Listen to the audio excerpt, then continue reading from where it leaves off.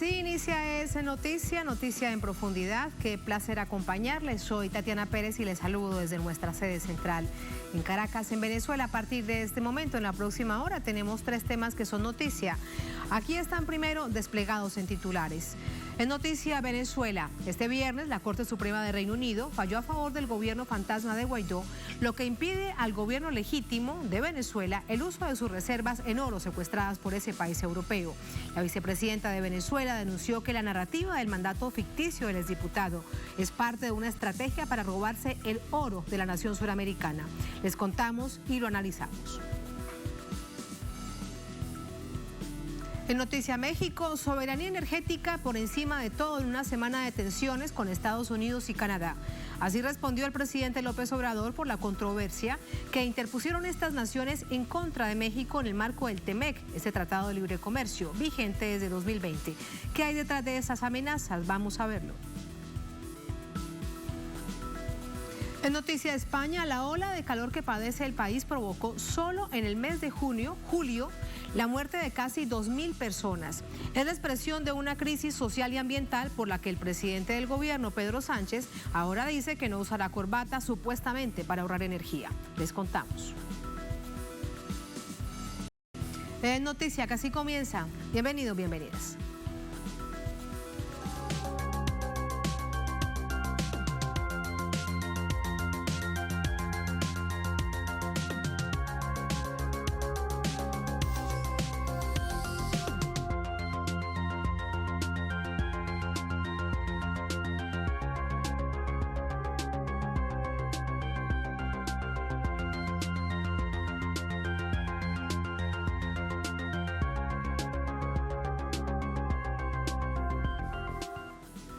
En Noticia Venezuela, el gobierno del presidente Nicolás Maduro rechazó el fallo de la Corte Británica por el control de las reservas de oro que se encuentran en el Banco de Inglaterra. Vamos a revisarlo. Una jueza de la División Comercial de la Alta Corte de Londres falló este viernes a favor de que las reservas de oro depositadas en el Banco de Inglaterra estén bajo el control de una ilegal junta directiva del Banco Central de Venezuela, designada por el exdiputado Juan Guaidó. Esta decisión evidencia que el gobierno de Reino Unido deslegitima el gobierno constitucional del presidente Nicolás Maduro y apoya a una junta de la oposición que tiene la intención de apoderarse del oro con la excusa de controlar el uso adecuado de las reservas. De inmediato, el Banco Central de Venezuela, a través de un comunicado, rechazó el fallo de la Corte y lo catalogó como insólito el pronunciamiento de la jurisdicción británica que socava las potestades de administración de las reservas internacionales de Venezuela. La vicepresidenta de la Nación, Delcy Rodríguez, señaló que Venezuela defenderá su oro en todas las instancias porque se trata de una violación a la legislación internacional. Yo hago un llamado al gobierno británico. Tienen la oportunidad de corregir, tienen la oportunidad de retomar un rumbo correcto, apegado al derecho internacional público, apegado a la Carta de las Naciones Unidas en relación a Venezuela. Asimismo, Rodríguez destacó esta decisión ilegal del gobierno británico. Creó una alerta a nivel mundial. Que se han comunicado con el Banco Central de Venezuela, bancos centrales de otros países muy importantes. Los están llamando para conocer los detalles de cómo se pretende hacer este despojo, de cómo se pretende desapoderar a Venezuela de sus reservas internacionales. Expertos legales han manifestado que este caso no tiene precedente, ya que un tribunal supremo de un país interpreta la constitución de otro. Además, como un fallo desafortunado, lo calificó el bufete que representa al gobierno de Venezuela, quienes actuaran conforme al Estado de Derecho Internacional para que las reservas de oro estén bajo el control del legítimo Estado.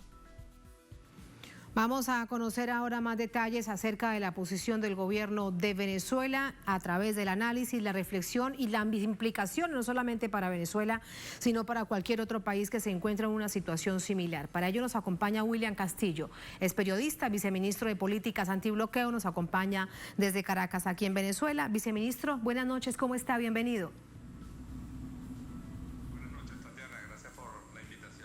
A usted muchísimas gracias. Viceministro, esto muchos dicen se trata de piratería del siglo XXI, se trata de un robo a ojos vistas de la llamada comunidad internacional. ¿Para usted qué significa? Bueno, Bueno, significa todo eso que tú acabas de decir, significa lo que expresó al mediodía de hoy la vicepresidenta ejecutiva de la República en representación del gobierno de Venezuela. Significa un acto insólito, inaudito, una aberración jurídica que quiere hacer pasar por derecho lo que es una conspiración política, lo que es un acto derivado de una conspiración política. Hay que recordar que en el libro de John Bolton relata cómo en el año 2018 Donald Trump le pidió al Reino Unido que apoyara sus esfuerzos por destituir al gobierno de Venezuela, y el entonces canciller de Boris Johnson, el señor Jeremy Hunt, según relata Bolton, dijo que estaría encantado de apoyar ese plan congelando las reservas de oro de Venezuela que estaban depositadas en el Banco de Inglaterra. Eso ha sido una confesión de parte de los propios actores. Así que esta decisión, que por supuesto, como dices tú, y como decía la vicepresidenta, como lo ha dicho hoy miles de ciudadanos a través de las redes sociales, constituye un acto inaudito de despojo, un acto de piratería, que demuestra la sujeción de los tribunales del Reino Unido a los dictámenes políticos del gobierno de ese país. Viceministro, esto sucedió, para recordar un poco, y además en materia de política exterior, cómo actúa el gobierno británico también a expensas del gobierno de Estados Unidos. En 2019 bajo el gobierno de Donald Trump, pero ahora hay otro gobierno, el de Joe Biden, que además dice que por ser demócrata, porque aplica esa llamada supuesta inspiración de la democracia mundial, pero actúan igual. Bueno, está la política de sanciones, que así se llama, la aplicación de medidas coercitivas unilaterales o este tipo de agresiones de lawfare pseudo jurídico para apropiarse de los recursos de otros países, es una política de Estado de Estados Unidos. Las sanciones, ellos mismos lo han dicho, son un instrumento de política exterior que en el concepto de ellos es preferible a invadir un país. Estados Unidos lo que dice es, bueno, en vez de perder soldados y municiones matando a los ciudadanos, devastemos esa economía, destruyamos esa economía, hagamos de morir a miles de personas y ellos terminarán haciendo una guerra civil y destituyendo al gobierno que nosotros queremos destituir. Así que en ese sentido nada ha cambiado.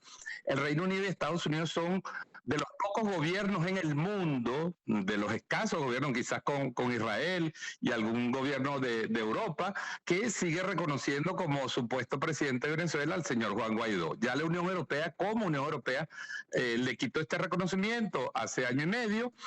Colombia está reanudando, ha anunciado la reanudación de sus relaciones con Venezuela. Hay que recordar que Colombia fue el ariete en América Latina de la agresión contra Venezuela, el Grupo de Lima, de orquestar todo este tipo de agresiones. Incluso llegó también a confiscar y tiene en sus manos, en su propiedad, una empresa venezolana que es la empresa Monómeros. Así que forma parte de una política que se quiere hacer pasar, repito, como una decisión judicial, pero que en el fondo lo que esconde es un gran error político, un gran error diplomático que está generando una gran preocupación en los bancos centrales y los gobiernos del mundo, que piensan que en cualquier momento el Banco de Inglaterra los va a despojar por decisiones políticas de sus reservas, que en materia de derecho internacional son inalienables, son inembargables. Así que es una situación muy grave, un precedente gravísimo, y ante el cual Venezuela, por supuesto, seguirá recurriendo y actuando con los instrumentos diplomáticos y políticos que tiene a su alcance. ¿Cómo cuáles, viceministro? ¿Qué otras acciones se emprenden ahora cuando vemos que esta decisión ha tomado una corte británica? Sí, hay que recordar, ahí es muy importante esa pregunta, Tatiana, porque este juicio lleva 2 años, ha pasado por distintas instancias, en algunas instancias hemos sido favorecidos de alguna manera la posición de Venezuela, en otras instancias, como en este caso, esta jueza de la sala comercial de la Corte de Londres ha favorecido a Guaidó. Pero hay que entender algo que lo que dicen los jueces hoy, es muy importante, por eso el llamado que hacía la vicepresidenta hoy al gobierno del Reino Unido para recapacite, porque el momento que ellos le quiten el reconocimiento político, cesa la excusa pseudo jurídica que se está montando. Entonces, es muy importante entender que hoy la jueza dice que ella no puede reconocer, que era lo que estaba en discusión hoy, ella no puede reconocer los dictados del TSJB de Venezuela que han dicho que el gobierno de Guaidó es inexistente y por lo tanto sus nombramientos también carecen de validez jurídica. Entonces ha dicho, bueno, no podemos reconocer las decisiones del TSJ venezolano, pero también en el análisis encontramos que el intento del sector de Guaidó de descalificar completamente al sistema judicial venezolano carece de basamentos de hecho, y por eso dice que el caso va a seguir en otros tribunales. Así que tú me dices, ¿cuál es la alternativa? Lo dijo hoy la vicepresidenta, seguiremos recorriendo, y lo dijo el Banco Central, recorriendo a todos las instancias, a todos los instrumentos políticos y instrumentos jurídicos a nivel internacional existentes. Pero, viceministro, por ahora estos más de 1.000 millones de dólares expresados en estos lingotes de oro no pueden ser tocados por el gobierno británico, siguen secuestrados. Esto además sí, es muy importante también esta claridad, porque es dinero del pueblo venezolano. Así es, siguen secuestrados en una operación peligrosa, porque daría la impresión de que el Banco de Inglaterra pretende al final quedarse con ese dinero, es decir, no entregárselo a ninguno de los dos sectores. La decisión de hoy no autoriza al gobierno de Guaidó a manejar el dinero, que es lo que ellos esperan para robárselo, como han hecho robos en el Banco Novo Banco, en cuentas en Estados Unidos, en cuentas en otros bancos de Europa, donde han accedido directamente al control de ese dinero. Aquí no tienen todavía ese control y pareciera que hay el intento filibustero de un ex reino venido a menos y en decadencia de apropiarse de ese dinero. En todo caso, repito, es un precedente peligrosísimo para las finanzas internacionales, es un precedente de destrucción del derecho público internacional, de los derechos soberanos de un país, y Venezuela, la vicepresidenta y el presidente hace unos días proponían la creación de un movimiento internacional de repudio a este tipo de acciones en defensa de las reservas internacionales y de los recursos que los países tienen en el sistema financiero internacional. Esto se da en un contexto, como tú lo sabes, Tatiana, de decadencia, de un modelo de dominación global que hoy está en crisis y que está dando patadas de ahogado para tratar de robarse los recursos de los países en desarrollo. Hay otros recursos que también están secuestrados en otros bancos europeos, viceministro, que aprovechar esta comunicación con usted para preguntarle cómo van las gestiones para que lo retornen a Venezuela, por ejemplo, con el Banco de Portugal. Bueno, son gestiones que lleva adelante la Procuraduría General de la República, no conozco el detalle, estamos allí también en un juicio, hemos hecho gestiones a nivel de otros bancos, de otros 12 bancos que aún tienen recursos de Venezuela, recursos de PDVSA, recursos del BANDE, fideicomisos, que se utilizaban para compra de alimentos, que se han tratado de utilizar para comprar medicamentos, para luchar contra la COVID, para compra de materia prima, para pago de contratos válidamente establecidos en Venezuela, y no ha sido posible movilizarlo. Esa es una lucha que Venezuela está dando en todos los escenarios jurídicos y políticos que puede dar y que seguirá dando. Es decir, lo que es muy importante aquí es que Venezuela está avanzando en desmontar la operación antijurídica, el falso nombramiento de estas falsas autoridades de Venezuela. Hoy el mundo reconoce que es inexistente. El propio Reino Unido mantiene una embajadora en Venezuela, una representante diplomática, y le reconoce al gobierno de Venezuela la existencia de nuestra representación diplomática en Londres. Entonces, ese absurdo jurídico que se trata de imponer como protección de los activos no es más que una operación de pillaje detrás del cual están los intereses, tanto de Inglaterra como de la oposición venezolana, de apropiarse de esos fondos. ¿De cuánto dinero estamos hablando en total, viceministro? De todo lo que se tiene secuestrado y que se intentan robar, más la parte que sí se han robado, como por ejemplo Citgo en Estados Unidos. Sí, bueno, son casos que siguen en disputa. Nosotros hemos contabilizado a través del Observatorio Venezolano Antibloqueo cerca de 7.000 millones de dólares que han sido bloqueados en distintos momentos, o algunas de esas cantidades han sido desbloqueadas por gestiones discretas del gobierno de Venezuela, como lo anunció el propio presidente Nicolás Maduro el año pasado. Se permitió desbloquear unos recursos para poder adquirir las vacunas del COVAX y participar en el programa COVAX. Se han logrado en algunos casos, te repito, con gestiones que tienen que ser discretas porque los bancos están amenazados por el gobierno de Estados Unidos. Están de alguna manera condicionada su relación con Venezuela, de cualquier empresa, de cualquier contrato, de cualquier depósito en Venezuela, por las amenazas del gobierno de Estados Unidos, que no ha retirado ninguna de las 763 sanciones directas que ha impuesto en estos años contra Venezuela. Así que, bueno, nada, seguiremos en esa pelea, seguiremos en esa lucha. Estamos seguros que en algún momento Venezuela va a obtener una posición positiva, va a avanzar en la recuperación de esta y en algo que dijo la vicepresidenta hoy, que hay que repetir: aquí habrá justicia, aquí tiene que haber justicia para todos los que han dañado el patrimonio de nuestro país. De hecho, la vicepresidenta ejecutiva de Venezuela, Delcy Rodríguez, decía que en próximos días el jefe de Estado, Nicolás Maduro, presentará una prueba que es muy importante, que es contundente para desmontar lo que se ha tratado de este entramado que además intenta tener una visión de carácter jurídica. ¿Cuándo pasará esto, viceministro? No lo desconozco, es obviamente una potestad del presidente de la República. Se dirigirá, comunicará con el país, como hace el gobierno de Venezuela, con pruebas en la mano, con documentación en la mano, con argumentación jurídica, con el derecho internacional y el derecho nacional. Porque aquí hay que recordar, Tatiana, que aquí las sanciones imponen la extraterritorialidad del derecho. No puede ser que una norma en Estados Unidos tenga aplicación en otros países con relación a Venezuela. Entonces, las sanciones operan como un mecanismo no escrito de aplicar un unilateralismo disfrazado de castigos y de sanciones, y además terminan afectando los derechos humanos de todas las poblaciones de los países afectados. Hoy hay 30 naciones que tienen medidas coercitivas unilaterales de Estados Unidos, la Unión Europea y otros países, y esos 30 países conforman, Tatiana, el 28% de la población del mundo. Es un problema global, es un problema grave que requiere una respuesta global de los países en desarrollo, de los países que creen en el derecho internacional, y por eso hay un movimiento que ha impulsado a Venezuela en Naciones Unidas de defensa de la Carta de Derechos, de la Carta de las Naciones Unidas, precisamente. Que si realmente se aplicara esto no estaría sucediendo, de allí la importancia de que se retome el principio de Naciones Unidas.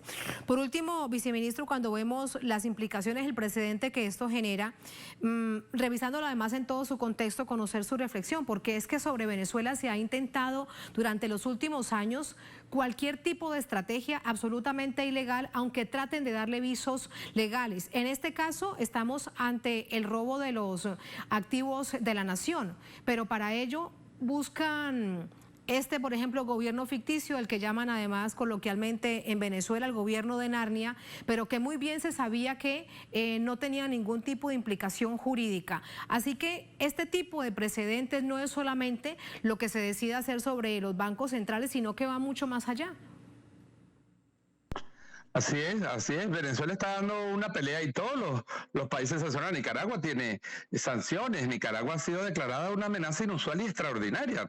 Recuerden, nosotros hemos denunciado el absurdo que significa declarar a Venezuela una amenaza inusual y extraordinaria a la seguridad de Estados Unidos. Imagínense lo que significa declarar a Nicaragua. ¿En qué puede afectar Nicaragua? ¿En qué puede afectar Cuba, su comercio soberano, su turismo, sus relaciones económicas con el mundo? ¿En qué afecta la seguridad de Estados Unidos? Por supuesto que es una situación absurda que hemos llegado por el hegemonismo, por el unilateralismo, por la destrucción de los mecanismos del multilateralismo en las Naciones Unidas, y que requiere por eso una respuesta global, una respuesta de los países. Frente a esos fenómenos, se saquearon las reservas de Libia, se destruyó Irak y se le saqueó el oro del Banco Central de Irak, se mantiene la operación de pozos dentro de Siria, controlada por empresas de Estados Unidos para robarse el petróleo de Siria desde el territorio de Siria. Es decir, los ataques contra Irak, los ataques en distintos países del mundo para tratar de amedrentar y de controlar los recursos. Hoy mismo había una declaración infame del senador Marco Rubio amenazando a Trinidad y Tobago, porque según Rubio cometió el delito, Trinidad y Tobago, de mantener relaciones diplomáticas con Venezuela y de querer participar en el proyecto de la ruta de la seda que ha propuesto China. Es decir, se quiere castigar a un país, a una isla pequeñita, por ejercer su soberanía, su derecho al libre comercio, su derecho a las relaciones diplomáticas. Yo creo que es un tema para reflexionar en el mundo. Pues sí, es que no tienen límite también. Para parte de la reflexión es que Estados Unidos, a través de estas figuras que promueven estas acciones ilegales, con esto que usted nos dice, por ejemplo, hoy de Trinidad y Tobago, evidencia que no hay límite. Muchísimas gracias, viceministro. Muy buenas noches. Buenas noches, Tatiana. Muchas gracias. Muchas gracias. Hasta luego.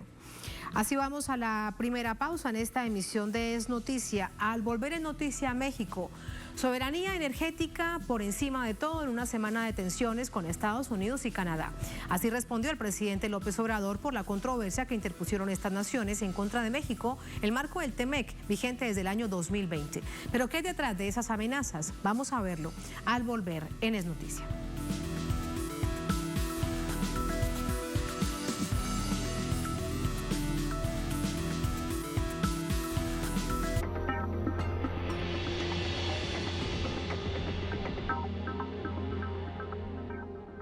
En Conviasa sabemos lo importante que es mover tu negocio. Por eso ofrecemos el servicio Conviasa Cargo. Hoy llevamos tu mercancía a más de 16 destinos internacionales. Con personal calificado y la mejor tarifa del mercado, podrás enviar hasta 90 toneladas. Contáctenos por nuestra página web, correo o el número que aparece en pantalla. Movemos tu negocio siempre a tiempo. Conviasa, nos hacemos cargo.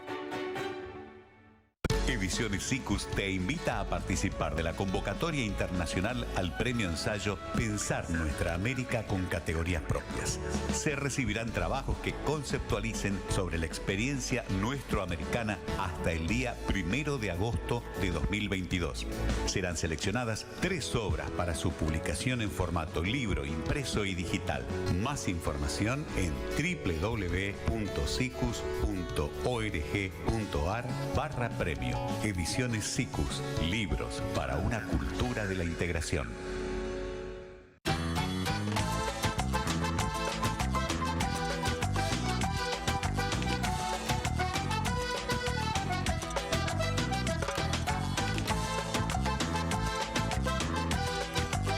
Verdades, sábado por Telesur.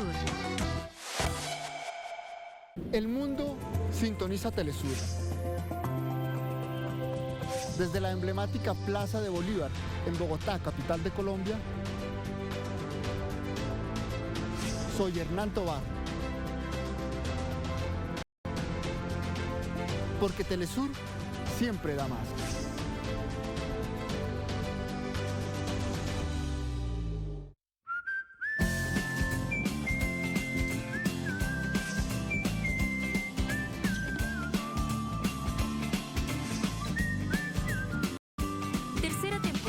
Desde Venezuela de Sesiones Vagabundas.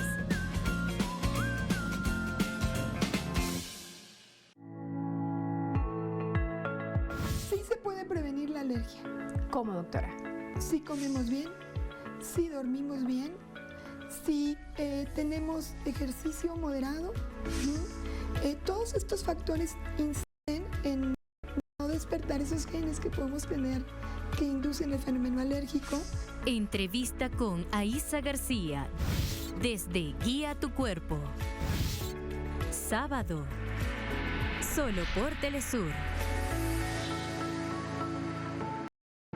Documentales Telesur presenta. Además de lo grave de los 6 muertos, por supuesto, hay 57 estudiantes normalistas de Ayotzinapa desaparecidos esta noche. A los pocos días de sus investigaciones ya había determinado de que todo esto que había sucedido había sido porque los estudiantes habían intentado interrumpir un evento político. Los días de Ayotzinapa. Pero cuando ya pasan alrededor de 5 días, empieza a haber la clara situación de que hay 2 versiones de lo ocurrido. Domingo, solo por Telesur.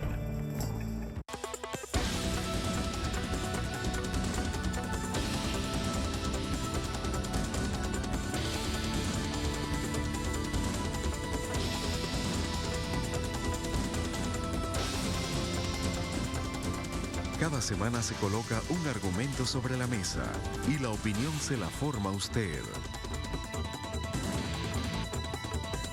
Texto y contexto. Domingos, solo por Telesur. Compartimos su sentir, exaltamos sus logros y mostramos su realidad. Nuestro enfoque es global y nos mantiene en sintonía con los pueblos. Los países caribeños también reciben nuestra señal.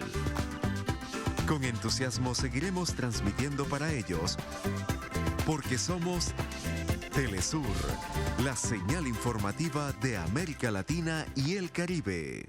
Ediciones SICUS te invita a participar de la convocatoria internacional al premio ensayo Pensar Nuestra América con categorías propias. Se recibirán trabajos que conceptualicen sobre la experiencia nuestroamericana hasta el día 1 de agosto de 2022. Serán seleccionadas 3 obras para su publicación en formato libro, impreso y digital. Más información en www.sicus.org.ar/premio. Ediciones SICUS, libros para una cultura de la integración. Es nuestro deber revertir el daño que ocasionamos al planeta. Recuperemos nuestros ecosistemas naturales con acciones en defensa del medio ambiente. Sigamos luchando por un mundo más verde. Miércoles, solo por Telesur. Compartimos su sentir, exaltamos sus logros y mostramos su realidad. Nuestro enfoque es global y nos mantiene en sintonía con los pueblos. Los países caribeños también reciben nuestra señal. Con entusiasmo seguiremos transmitiendo para ellos, porque somos Telesur, la señal informativa de América Latina y el Caribe. Llama a tu proveedor de cable, sintoniza la señal de los pueblos del mundo en HD. Las noticias no se detienen y nuestro avance tecnológico tampoco. Por eso cambiamos a los satélites IS-34 y IS-14 para seguir junto a vos en español y en inglés. Porque Telesur siempre da más.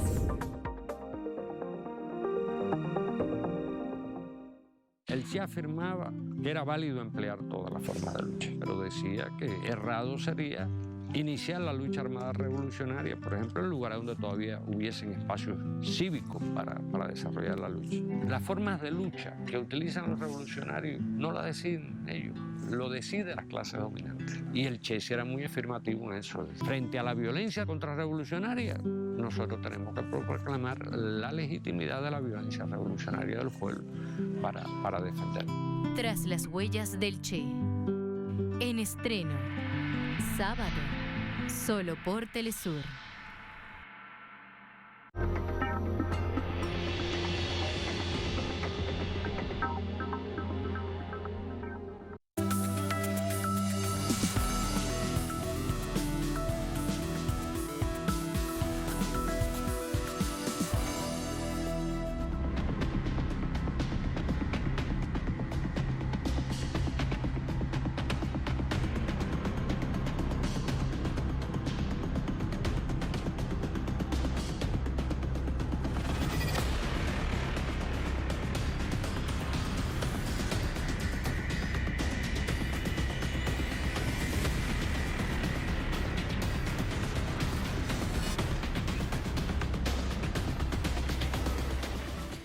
En Noticia México, el gobierno de esta nación informó que defenderá su política energética luego que Estados Unidos y Canadá interpusieron una serie de controversias en el marco del tratado comercial firmado por los 3 países con vigencia desde el año 2020.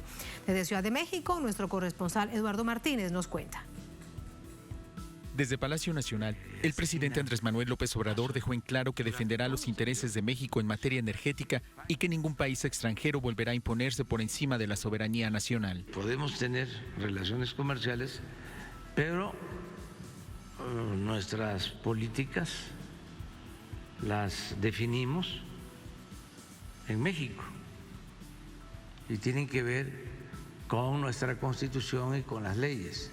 Estados Unidos y Canadá presentaron una serie de consultas en el marco del tratado comercial firmado con México, conocido como TEMEC, relacionadas con la política energética del gobierno actual, un procedimiento contemplado en el propio acuerdo para resolver controversias. Hay un plazo para dar respuesta a esas consultas de un poco más de 70 días y luego, si no hay acuerdo, se va a paneles internacionales. La polémica desatada llegó al Senado de la República, donde la oposición demandó al gobierno de la llamada Cuarta Transformación cambiar su política energética para evitar diferencias con sus socios comerciales del norte.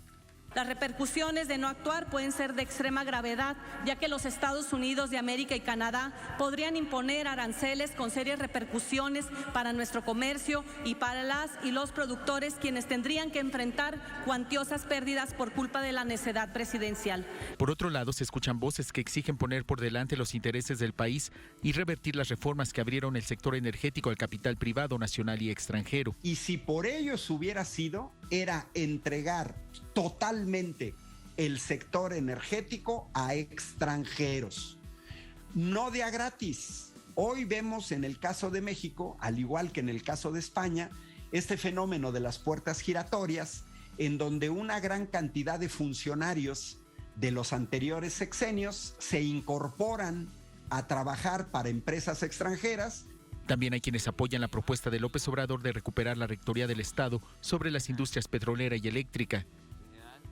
Me parece que es una reivindicación correcta el que nosotros tengamos más ahora, los contextos más recientes son contundentes en ese sentido, tengamos completa capacidad de autosuficiencia en materia de energéticos, en su sentido amplio. Sobre todo, en medio de un aumento vertiginoso en los precios internacionales de los energéticos, el gobierno mexicano decidió mantener los subsidios a la gasolina y se comprometió a reducir las tarifas eléctricas. Ello le ha valido cierto control de la inflación y la estabilidad económica y social que otros países han perdido. Allí teníamos el reporte enviado la víspera por nuestro corresponsal en Ciudad de México, Eduardo Martínez, con quien conversamos ahora. Hola Eduardo, muy buenas noches.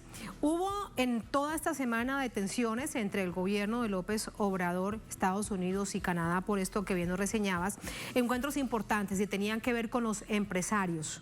¿Qué se sabe de lo que allí realmente sucedió? ¿Se acompañan al gobierno en esta postura del respeto a la soberanía sobre todo?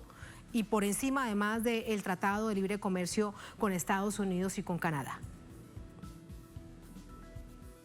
Hola Tatiana, qué gusto saludarte, un gusto saludar al auditorio de Es Noticia. Pues sí, ha sido noticia precisamente toda esta situación que se ha iniciado por parte de Estados Unidos y Canadá. Desde la semana pasada ya hemos hablado de este tema desde hace 9 días, porque fue el 20 de julio cuando Estados Unidos y Canadá solicitaron esta serie de consultas para que se pudiera hablar de lo que tiene que ver del TEMEC, pero sobre todo sobre la política en materia energética del gobierno del presidente Andrés Manuel López Obrador. Recordemos, Tatiana, que en México hay una parte del empresariado que apoya a la llamada Cuarta Transformación, pero hay otro grupo de empresarios que se mantienen muy distantes de esta política que el presidente López Obrador ha venido impulsando, sobre todo aquellos que han visto afectados sus intereses a partir de las reformas que el presidente ha impulsado en materia de energía. Recordemos que hay muchos empresarios que incluso buscaron ampararse en contra de la aplicación, por ejemplo, de la ley en materia eléctrica que ya ha sido declarada constitucional por parte de la Suprema Corte de Justicia de la Nación, que incluso en este punto el presidente López Obrador señaló que esa sentencia de la Suprema Corte sería presentada como una de las pruebas en este, primer paso en la resolución de una controversia que hay en el marco del Tratado Comercial entre México, Estados Unidos y Canadá, que tiene vigencia desde julio de 2020. Por otro lado, hay quienes están respaldando que el presidente López Obrador mantenga e impulse precisamente la recuperación de la rectoría del sector energético por parte del Estado mexicano. Recordemos que fue durante los sexenios anteriores cuando se impulsaron reformas en materia constitucional que abrieron al sector nacional y extranjero en materia privada esta industria, no solamente de los hidrocarburos, sino también la industria eléctrica, y que hasta hace ya bastante tiempo se había mantenido en manos del gobierno o del Estado mexicano. En ese sentido, Tatiana, lo que viene es precisamente que México prepare todos los argumentos necesarios para defender su política en materia de energía. Incluso el presidente López Obrador el día de ayer retomaba uno de los temas más importantes y que tiene que ver con la soberanía. El presidente López Obrador ayer señalaba que aunque se tratara del mercado más grande del mundo, esto refiriéndose a Estados Unidos y por supuesto también Canadá, México no estaba dispuesto a ceder nada en materia de soberanía. Después el presidente matizó un poco esta aseveración y habló de la importancia y de la conveniencia para México de mantenerse en este acuerdo comercial y por supuesto también, sobre todo porque el presidente López Obrador ha venido impulsando una política y ha hecho campaña también para que todos los productos que se requieren en la región sean precisamente fabricados aquí en América, y esto incluye, por supuesto, a América del Norte. En ese sentido, el presidente dijo que no iba a haber ninguna ruptura y que incluso iba a mandar una carta al presidente Joe Biden en donde se explicara todo el tema de la política energética, pero también donde se le preguntara a él cuáles son los puntos que no le parecen en materia de política energética del gobierno del presidente López Obrador, porque pareciera ser que no le han informado bien. Así es que el presidente López Obrador dijo que estaría dispuesto a enviarle una carta a su homólogo estadounidense para que le explique precisamente cuáles son los puntos que no le están checando, como se dice por ahí, en materia de energía, porque el presidente Biden siempre, y así lo dijo el presidente López Obrador, ha respetado la soberanía de México. Y lo que llama la atención, Edu, de todo esto es que hace muy poco se vieron el presidente López Obrador con el presidente Joe Biden, luego vemos este desencadenante, así que llama poderosamente la atención. Brevemente te pregunto, a nivel del país político y a nivel del país empresarial, ¿hay una verdadera preocupación en caso tal, por ejemplo, que el presidente López Obrador decida no continuar con el Tratado de Libre Comercio con Estados Unidos y Canadá? ¿O hay otros asuntos más importantes que se discuten en el país? Tatiana, pues realmente hay otros asuntos más importantes que se están debatiendo en México. Hay, digamos, temas más relevantes en la agenda de este país, sobre todo uno que llama más la atención y que preocupa más a los mexicanos, tiene que ver precisamente con el tema de la seguridad y también con el tema de la economía, pero a nivel interno. Por otro lado, también cabe decir que dentro del contexto del tratado comercial entre México, Estados Unidos y Canadá, hay reglas que se tienen que seguir y que pueden no estar acorde a la visión que tiene el presidente Andrés Manuel López Obrador, como por ejemplo que solamente se puede salir del tratado después de 16 años. Los gobiernos anteriores y quienes firmaron y renegociaron este acuerdo comercial que sustituyó al Tratado de Libre Comercio de América del Norte, que era conocido como TLCAN, pues ahí pusieron una serie de candados para poder sostener este acuerdo. Estamos hablando de que cada 6 años los gobiernos se estarían reuniendo para poder revisar cuáles son las controversias más importantes en el marco de este acuerdo comercial. Pero sería hasta los 16 años cuando el acuerdo ya no podría ser prorrogable y en ese sentido pues estaría de alguna u otra manera pues terminando este acuerdo comercial. Lo que sí puede pasar, Tatiana, es que después de estos 75 días que tienen los gobiernos para tratar de solucionar esto en una primera etapa de consulta, tendría, si no se logra en este momento, tendría que pasarse a un panel que podría tardar muchísimos meses porque se trata de un panel internacional en el que participarían distintos actores para poder dirimir las diferencias y la controversia. Si México llega a perder esa situación, pues el peligro y el riesgo que se puede avisorar es el de que pierda sus preferencias arancelarias en el marco de este acuerdo comercial y tenga que pagar muchísimo más en materia de exportaciones. Y recordemos que México, pues desafortunadamente, depende en un 80% en materia de exportaciones, porque todo lo que se fabrica aquí en México, en su mayor parte, va a parar al mercado estadounidense. Muchas gracias, Eduardo. Muy completa la información. Todos estos hechos los sumamos al análisis. Gracias. Buenas noches. Buen fin de semana. Buenas noches. Chao, Eduardo. Vamos al análisis. Para ello nos acompaña Arturo Huerta González, profesor del posgrado en la Facultad de Economía de la Universidad Nacional Autónoma de México. Nos acompaña también desde Ciudad de México. Profesor Huerta, muy buenas noches, bienvenido. Muchas gracias, Tatiana. Buenas noches. Muchas gracias. Primero, permítame preguntarle algo en concreto. ¿El gobierno del presidente López Obrador ha cometido alguna ilegalidad? ¿Hay algún paso en falso? ¿Alguna acción que realmente eleve la preocupación de México, de Estados Unidos y de Canadá, para presentar esa controversia?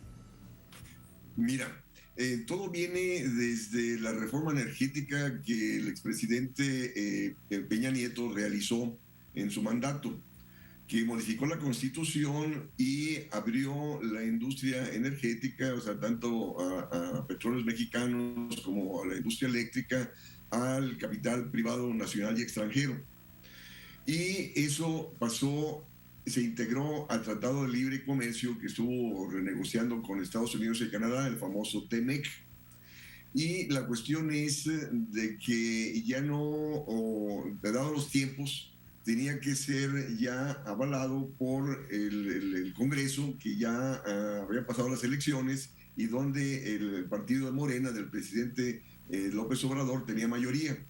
Entonces, en ese entonces ya había ganado las elecciones López Obrador, cuando estaban todavía las negociaciones últimas de este TEMEC, y entonces tenían que incorporar justo al equipo del presidente López Obrador, o sea, en ese entonces ya candidato presidente electo, tenían que incorporarlo a las últimas negociaciones. Entonces el presidente de la República, bueno, López Obrador, el presidente electo, se opuso a todo lo que venía en de nuevo TEMEC con respecto al sector energético. Entonces puso a un economista de su equipo para que entrara a las negociaciones de este tratado, llamado Jesús Seade, que actualmente es embajador de México en China. Entonces, él logró meter el llamado capítulo 8 dentro del TEMEC, que señala que el dominio directo y la propiedad inalienable e imprescindible de los hidrocarburos son del gobierno mexicano, son de México. Pero se refiere solamente a los hidrocarburos, es decir, al petróleo, ¿no? Y resulta que no modificaron los otros capítulos del TEMEC, donde se abre la industria eléctrica y petrolera a la inversión privada, nacional y extranjera. Y es en torno a eso que el gobierno de Estados Unidos y Canadá han presentado su referendo. Su diferendo, en el sentido de que no se está respetando este acuerdo de libre comercio, que el gobierno mexicano con su política energética está relegando o desplazando a las empresas extranjeras y dando preferencia a Pemex y a la industria eléctrica mexicana, a la Comisión Federal de Electricidad. Entonces, de ahí que presentan ese diferendo que viene de nuevo, ya está actualmente las consultas, sí, y no avanzar en las consultas. Entonces, quiere decir, profesor, que hay un vacío en el capítulo 8 y Estados Unidos y Canadá se aprovechan de eso. Exactamente. Repito, está el capítulo 8, pero solamente dice los hidrocarburos son propiedad de México, sí, pero no dice nada con respecto a la industria eléctrica. Y todos los otros capítulos señalan, abrieron la industria eléctrica y petrolera a la inversión extranjera. Entonces, de ahí que los gobiernos de Estados Unidos y Canadá están diciendo que se respete. Y la cuestión es de que la oposición al gobierno aquí en México, en el Senado, sector privado, dice, no, sí, que se respete el tratado. O sea, ¿por qué? Porque ellos están por la extranjerización de los sectores estratégicos del país. Es decir, no hay ninguna posición de defensa soberana de los sectores estratégicos por parte de la oposición.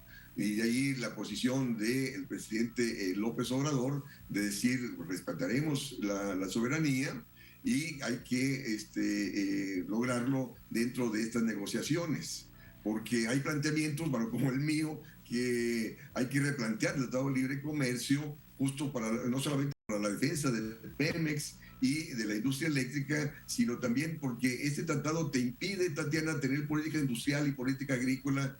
Tienes que dar trato preferencial o similar tanto a la inversión extranjera como a la inversión nacional. Entonces, de ahí que el país no ha venido creciendo porque no tenemos política industrial, política agrícola, tenemos bastante deficiencia de productos, escasez de productos que están presionando sobre precios y sobre importaciones, y estamos ahora importando caro. Lo que pasa es que también, visto desde otra perspectiva, no debería haber ningún tipo de cuestionamiento o de condicionamiento, profesor Huerta. Además, esto lo planteo a manera de pregunta sobre la soberanía del país, en este caso específicamente sobre la soberanía energética, pensando en eso, en este vacío de la información específica al respecto en el capítulo número 8. Pero planteemos el caso hipotético en que, producto de toda esta controversia, se señale que se debe replantear el TEMEC. ¿Esto qué significa para México? Mira, la cuestión es de que de venir las controversias, o sea, las controversias ya están. Ahora, de venir, bueno, el panel de controversia, que vendría después de las consultas y los diferendos, van a decir, bueno, es que el gobierno lo firmó, ¿no?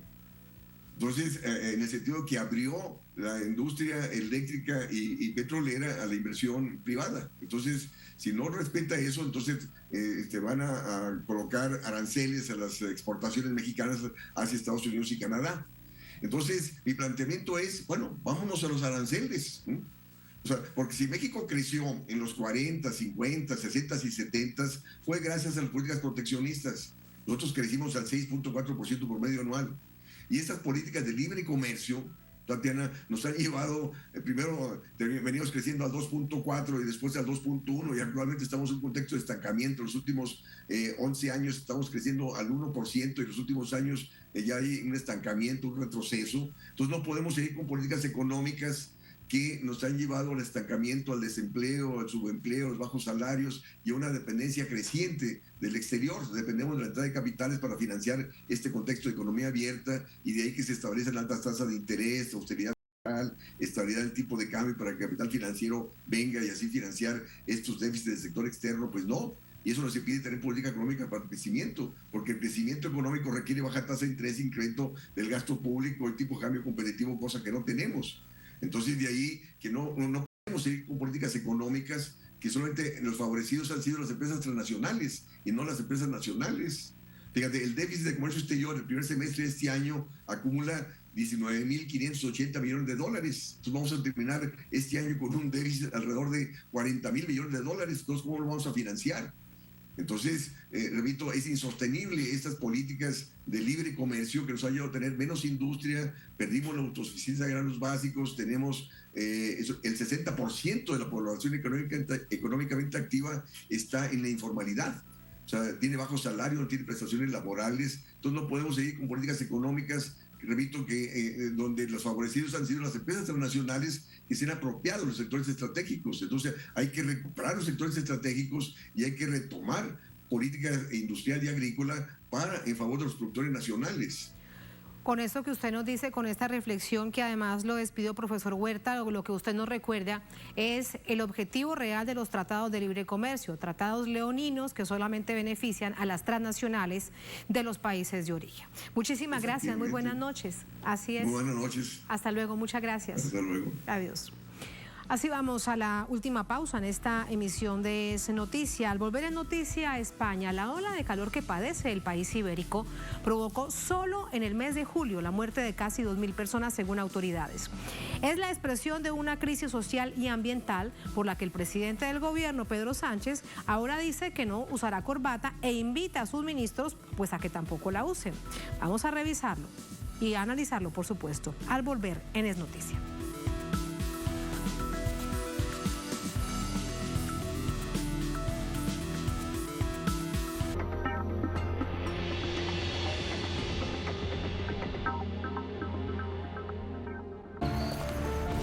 Un país con corazón acompaña a sus familias. En un país con corazón, los mayores están protegidos. Un país con corazón iguala los derechos de sus madres. Y las oportunidades de sus hijos y de sus hijas. Un país con corazón los ayuda a progresar. Somos un país con corazón. ANSES, en cada etapa de tu vida.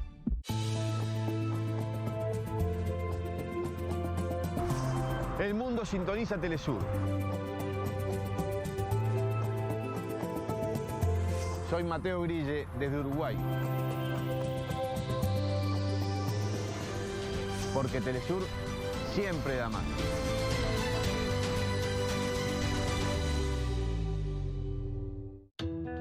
Cada día llegamos más lejos y desde ahora podrás encontrarnos en Europa por el satélite Astra 1L, que nos permite seguir creciendo y ampliando nuestra huella por el mundo. Pídele a tu distribuidor de cable nuestra señal o sintonízala tú mismo. Porque Telesur siempre da más.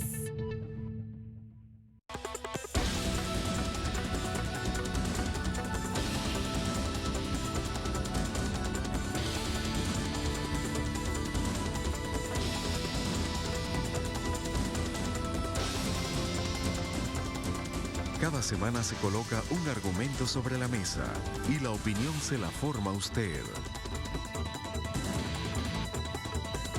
Texto y contexto. Domingos. Solo por Telesur.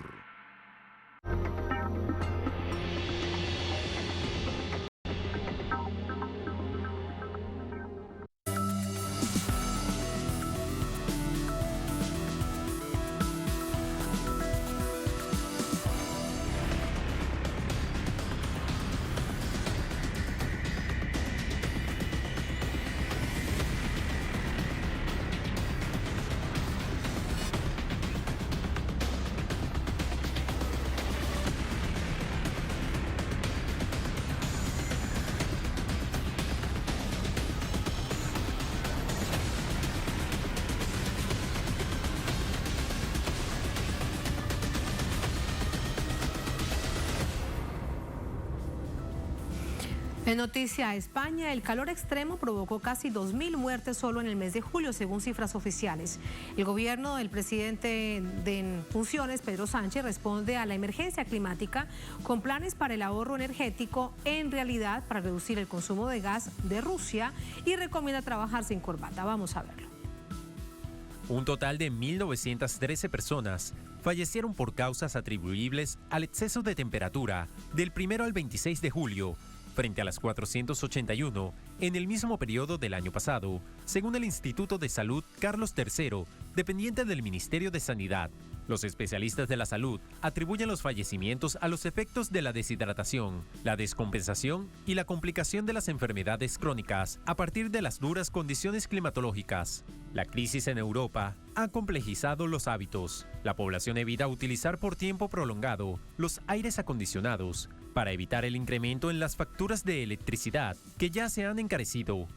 Por su parte, el gobierno ha tomado medidas como el alentar el teletrabajo en los funcionarios públicos y limitar el aire acondicionado en dependencias oficiales, dentro de un plan aprobado en mayo.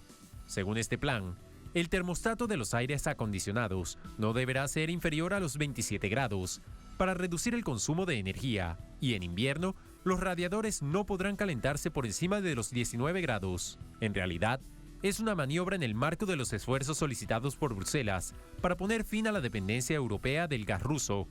Además, el lunes serán anunciadas nuevas medidas. Para que todos colaboremos en una tarea que es de todos, porque ahorrar energía es prioritario, es una tarea de todos y va en línea con lo que están haciendo otros países europeos. Con todo ello, lo que estaremos haciendo es reducir nuestra factura energética y, por tanto, también contribuir entre todos a reducir nuestra dependencia del agresor, en este caso de Putin, de Rusia, y sin duda alguna también a reducir y a doblegar entre todos la curva de la inflación. Mientras tanto, la otra propuesta del presidente de gobierno, Pedro Sánchez, es seguir su ejemplo y quitarse la corbata para reducir el consumo energético. Y he pedido a los ministros y ministras y a todos los responsables públicos, me gustaría también, y al sector privado, si aún no lo ha hecho, que cuando no sea necesario, que no utilicen la corbata, porque así también estaremos haciendo frente al ahorro energético que tan necesario es en nuestro país. Mientras los gobiernos europeos juegan una partida política,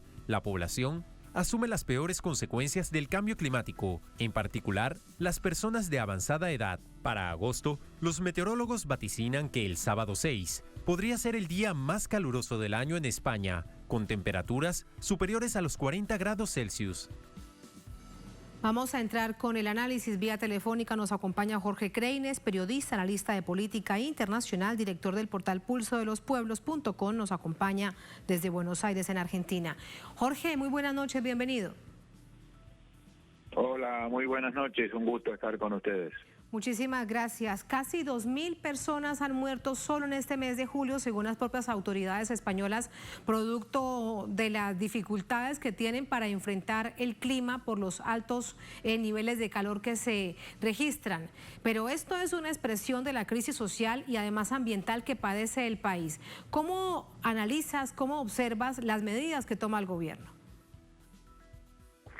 Bueno, la crisis que se vive en Europa, con el aumento de los precios de la energía eléctrica, del gas, ha producido una situación donde una parte importante de la población sufre lo que se denomina pobreza energética, y a la hora de prevenir situaciones como esta ola de calor, no poder utilizar la energía eléctrica para los equipos de aire acondicionado y otros sistemas, verdaderamente genera estas situaciones, además de la imprevisión del sistema sanitario que se ve a todas luces no está preparado para afrontar situaciones de esta naturaleza. Lógicamente que están en cuestión asuntos como los del cambio climático, la defensa del medio ambiente y demás, pero hay evidencias de que todo el mecanismo privado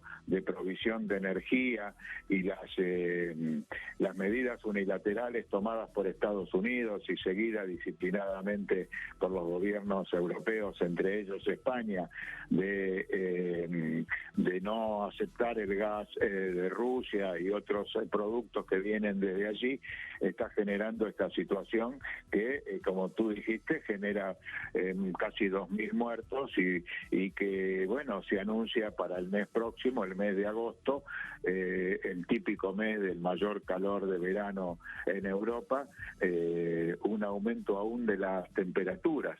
Así que la situación es de verdadera gravedad y conduce al planteo de que es necesario que los países europeos no adhieran a la política norteamericana de restricciones a la energía como producto de las llamadas sanciones a Rusia. Sí, Jorge, pobreza energética en el marco de una crisis energética en un gran contexto de crisis medioambiental, pero en este caso de crisis energética, en donde el presidente tal vez le ha parecido bastante divertido decir que no usará corbata y que no usen corbata sus ministros. Pero parece bastante indolente una postura de estas, así intentar hacer divertido cuando hay esta cantidad de personas muertas en solo un mes por calor. ¿Qué crees? Sí, claro, si es un chiste de muy mal gusto, casi de humor negro ante el fallecimiento de tanta gente, seguramente perteneciente a los estratos más pobres de la sociedad española. Así que sí, además encierra una cuota de machismo muy grande, ¿no? Porque en la vestimenta, por ejemplo, la mayoría de las mujeres no utilizan la corbata y seguramente que las personas que están sufriendo la imposibilidad de acceder al sistema eléctrico tampoco. Así que no solo es machismo, sino también discriminación a los pueblos pobres que no acceden al servicio eléctrico porque no han podido pagar las facturas de luz y de gas y les han privado de esos servicios. Así que hay una gran responsabilidad del modelo económico en España y en toda Europa occidental por esta situación. Claro, parte además de la crisis sistémica que padece Europa, pero que sufren las consecuencias los pueblos. En este caso, entre los casi 2.000 muertos, la mayoría son adultos mayores. nuestros adorados abuelitos, diríamos, pero que están pagando realmente las consecuencias, muchos de ellos porque están en las calles o están en lugares en donde no hay una ventilación que les permita estar un poco tranquilos. Otra debería ser la acción, pero recordemos que hay supuestamente un gobierno en funciones progresista. Estamos hablando del Partido Socialista Obrero de España, el PSOE, con Unidas Podemos. ¿Crees que están virando cada vez más hacia la derecha, además plegándose a las normativas que imponen las empresas privadas energéticas? Sí, desde ya que es un gobierno que tiene la hegemonía del Partido Socialista, digamos, falsamente denominado socialista obrero español. Hay que ver cuánto de socialista y cuánto de obrero tiene con sus políticas de seguidismo a las resoluciones de la OTAN y al occidentalismo que profesan. Seguramente es bastante difícil para los sectores de izquierda estar involucrados en ese gobierno. Hay grandes debates en la izquierda de España y creo que esta ola de calor puede llamar la atención acerca de cómo actuar frente a gobiernos como este. En verdad, la hegemonía del Partido Socialista Obrero de Pedro Sánchez se nota y es lo que agrava notablemente la situación del país, y no descartamos que esto se extienda a otras regiones de Europa lindantes con el Mar Negro, porque también ha subido enormemente la temperatura del agua del mar Mediterráneo. Ha subido severamente la temperatura del gas del mar Mediterráneo, así que la situación no solamente no tiende a solucionarse, sino que tiende a agravarse. Muchísimas gracias por ese análisis, Jorge. Buenas noches. Un abrazo, adiós. Un abrazo, Jorge, gracias. Gracias a ustedes por habernos acompañado. Ponemos punto final a esta emisión de noticias. Será hasta el próximo lunes. Que tengan todos y todas un buen fin de semana. Hasta el lunes entonces.